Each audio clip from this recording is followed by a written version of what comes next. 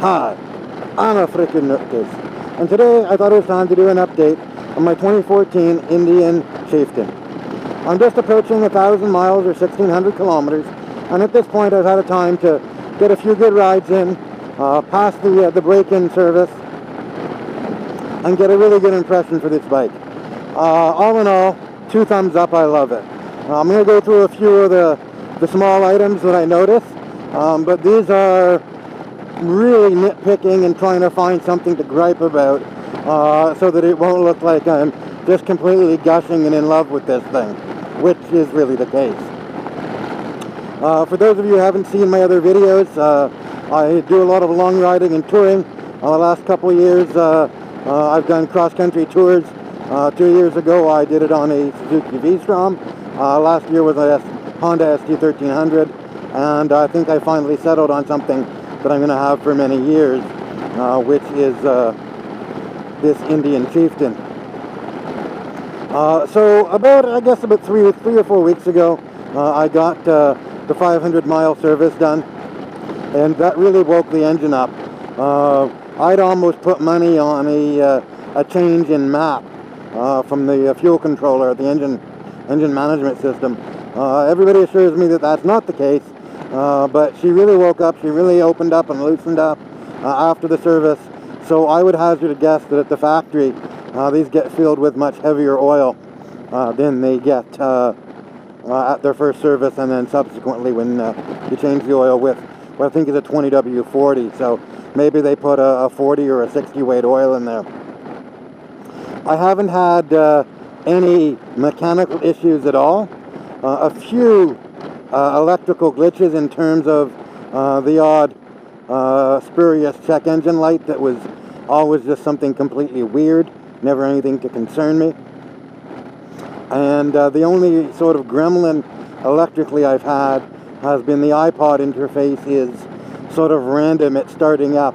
It probably starts up with the bike maybe about 25 or 30% of the time, and then within say 15 minutes to a half an hour of riding, it miraculously wakes up. I don't know what it is, I don't know why.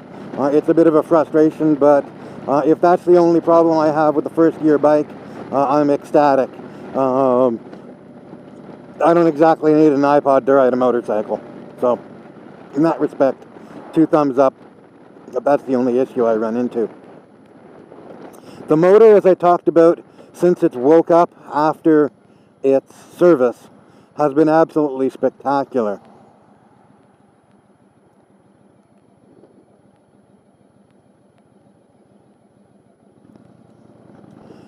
I don't have a whole lot of other bikes to draw on as a comparison, but I have done a few demo days and test rides.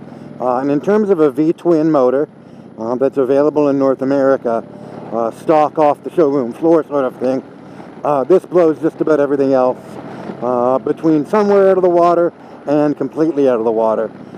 Its torque, its tractability, its smoothness is just really quite impressive. Coming off the Honda ST1300, which was more of a, I don't want to say a top-end motor, but it was tuned more for power than torque. I expected this to be a little down in power, and in terms of, I guess, raw power, it is. But in terms of feel and torque and acceleration and usability, it's equivalent, if not above, the Honda. In terms of passing power, sort of when trying to pass on the highway, no issues. The roll-on is fantastic. Unless you're trying to pass, a semi-trailer going uphill, I wouldn't even drop a gear. I did actually pass a big semi heading uphill. I dropped the cog, opened her up, and she was there for me. Very, very good.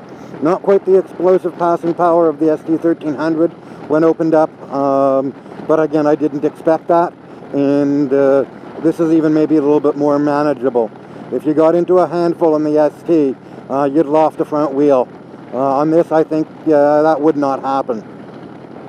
Just a different way the engine delivers her power. In terms of handling, I've actually been quite surprised. I didn't expect a big sort of cruiser-styled and ergonomic motorcycle to handle as well as this thing does in the twisties. Now that said, we don't have anything that really passes for canyon carving in this part of the world, but a week or so ago, on one of the few rideable days we've had yet this spring, man, that side wind really gave me a blow there. I took this on to what passes for the twisty roads in this part of the world, and was quite surprised that while it definitely was a notch or two down in speed over the ST, it could just maybe getting used to the bike as well. It definitely requires, I don't want to say more effort, but it does require more rider input, more rider direction than the ST, which sort of just thought, you know, you think turn, it follows with you. This bike, you have to consciously, you know, do your push steering, get the lean going, get the balance going. Not that it's a bad thing, but it's a heavier, slower feeling bike in the twisties, whereas at low speed, its lower center of gravity makes the bike much more stable and much more comfortable. So there's kind of your trade-off. The one area I do notice, and you'll probably notice that today as I ride because of the strong winds, is I do find it a little more susceptible to crosswinds than the ST, and I sort of attribute that to the frame-mounted fairing on the ST versus the fork-mounted fairing on this bike. I wouldn't say it's bad in crosswinds. The V-Strom got blown around pretty bad. This isn't quite as bad as the V-Strom, and that's probably due to its greater weight. The other little nitpick, and this is probably tires more than bicycle geometry, let's say, is that it tends to follow grooves in the pavement. If you've sort of got a frost crack or a pavement seam where you're riding, the bike is going to want to follow it. It needs to be sort of, you know, muscled out of that. I suspect very much that's tires. I noticed that on previous bikes, when the tires started to wear, they would become much more susceptible to that. When you put on fresh rubber, that seemed to go away. So I suspect at least that feeling is on tires. I don't know what the tire options are for this bike. I haven't really looked into it. I don't suppose they're that vast, being a heavy cruiser styled motorcycle, but I might look at least a different front tire profile, tread profile and pattern, and see if that corrects it when it comes time to replace these. So those are sort of the nitpicks, you know, the groove handling and the iPod interface. Everything else has been absolutely fantastic. It took me a little while, as I said in one of my previous videos, to get used to the cruiser ergonomics. Now that I'm used to those ergonomics, I love them.